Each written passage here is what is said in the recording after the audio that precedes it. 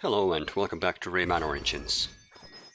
If you're wondering what we're doing inside the snoring tree, I didn't want to come back to time trials after beating the game, so just this once we're gonna do things in reverse order. Our character pick is Dark Ray, or Raymesis, or Rayman's evil clone, whatever you want to call him. He was one of the bad guys in the original game.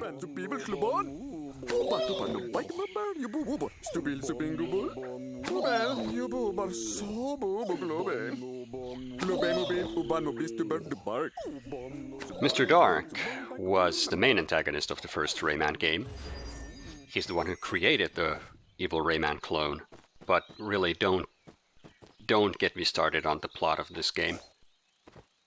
Look at that, only 5 Electoons to go until we've unlocked every character for the game. We're so close I can almost taste it.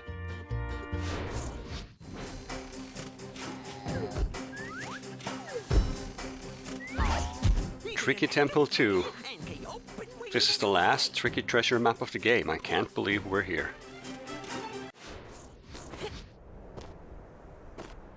And there it is. Well, let's go grab it. At this point, I don't even know what to say anymore. It's always been the same, and now it just puts all your skills to the test. First of all, you're required to know when you have to do a ground stomp, you have to know when to do a small jump, and all that stuff. But ultimately, it's a really short level, and after a couple of tries, a little bit of trial and error, it shouldn't really pose a problem anymore.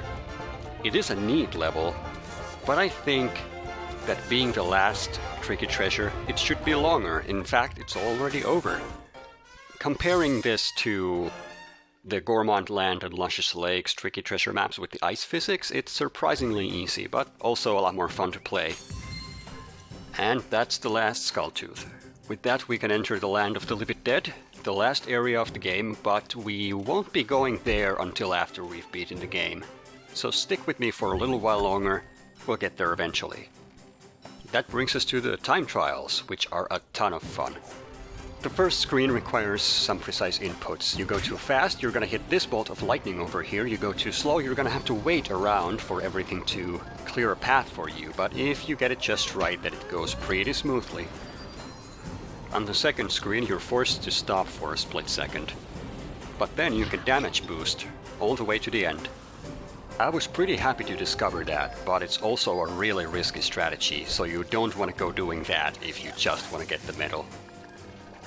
After those two screens, it's mostly just timing everything right and chaining your jumps together, and that'll get you through most of the areas real quick.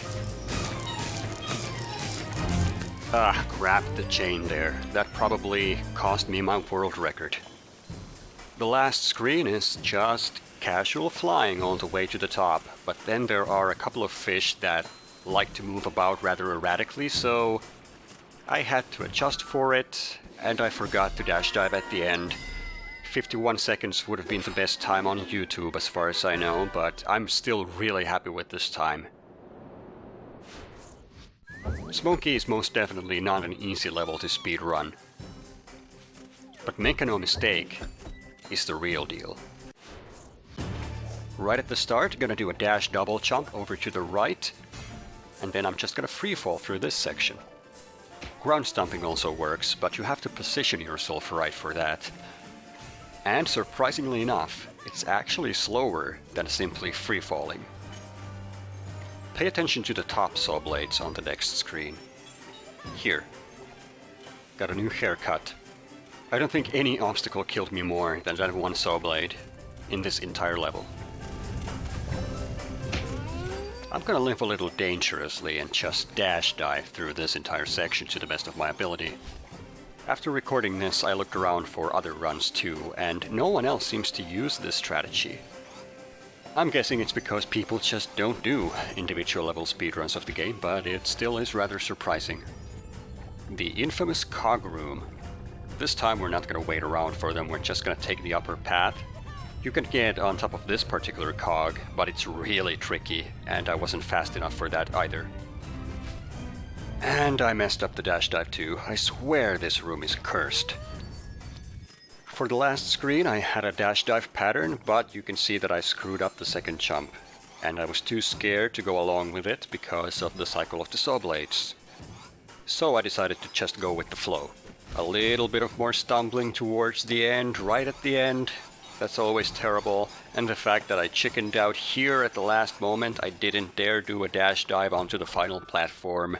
1:24 is a really good time. I haven't been able to find a better time myself, so I guess I really couldn't be happier with that. And guess what? That's the last of the time trials. No more of those. Not a one. We're done. That leaves us with the reveal. Next time we're gonna go there and finish the game. But right now, how about one last speedrun toolbox? Now, I've shown you individual level speedruns, or rather time trials, but most of the speedrunning community is focused on beating the entire game from start to finish in one sitting. This is drastically different from individual level strategies. The reason is pretty clear, because you need a certain amount of electoons to proceed in the game. As far as I know, people compete in 3 separate categories. The 246 electoon or 100% run, the 130 electoon run, and the 50 electoon run. In each case you have to collect lumps, something that you avoid in individual level runs. And in the non-100% categories, you need to consider which levels you want to collect enough electoons in. And also whether it's faster to get them by collecting enough lumps or by visiting the secret areas. Time trial electoons are a no-no, because, somewhat counterintuitively, it simply takes too much time. So why collect lumps in the first place? Well, you may remember the bridge worlds from the first half of the game. You need a certain amount of electoons to enter them. Same goes for the boss fights in the second half. So you probably want that exact amount and no more, although in some cases it may be beneficial to collect more electoons in advance. Furthermore, if you want to save frames, you also don't want to collect any more lumps than you absolutely need, because the lump count at the end of the levels can't be skipped. On top of all this, you still have to beat the levels, and you need to be fast. So in other words, it takes a lot of planning, it takes a lot of routing, and it takes a lot of time. A well-executed 130 electoon run takes about 2 hours. That is, if you don't make many mistakes along the way. And it probably goes without saying, mistakes are something you want to avoid when speedrunning a game. The second category, with 50 electoons, you may be wondering how that's even possible in the first place. Seeing how 50 electoons is just enough to get past Moody clouds, that isn't even enough to enter the boss fight in Ticklish Temples. There's one game mechanic I have not yet disclosed, and I'll just show it right here and now. We'll take the level Hi-Ho Mosquito, because it's the first auto-scrolling stage in the game, and those usually take the longest time to beat. Oops, missed the mosquito. Better try that again. Oops, I missed him again. I'm such a klutz. It just isn't my day. I can't seem to be able to get on top of that guy. Well, you already know that there's something going on here, so... After 8 deaths, Murphy shows up and gives you the option to leave the stage. So yeah, sure, why not? I didn't want to play the shooter stage anyway. Once we get back to the map, the game simply paves you the path for the next level. Or the next world in this case. So with this you can skip entire stages, and if you have a level with say a pit right at the beginning, it may be faster to just kill yourself 8 times than to beat the stage. The level skip trick is used for both the 50 and the 130 electoon runs. It's also the main reason I never really bothered with a full game speedrun myself. I just feel it's kind of cheap to go through the game like that. But I digress. You'll notice we have all the second tier worlds unlocked, and 50 electoons is the minimum requirement for that. I have 132, but that's non-essential. What's important is that we can enter Moody clouds and we can enter Riding the Storm, and you can probably see where this is going. But there's a catch.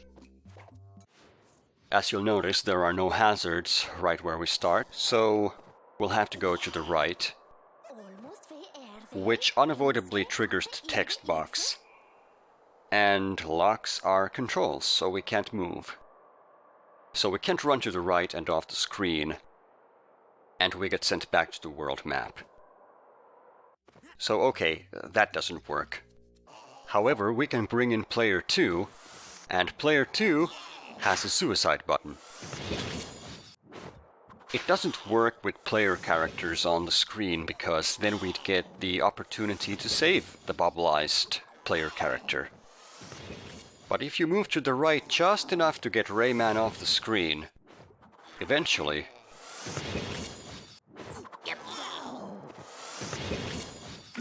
There's Murphy. And once we get to the world map again, we get to skip riding the storm, and in effect we also get to skip the entire second half of the game. No king saved, no nothing. So that's pretty nifty. Anywho, that's all I know about the topic, so let's just stop right here and bid farewell to Speedrun Toolbox for good. Next time we'll beat the game, so I hope to see you then.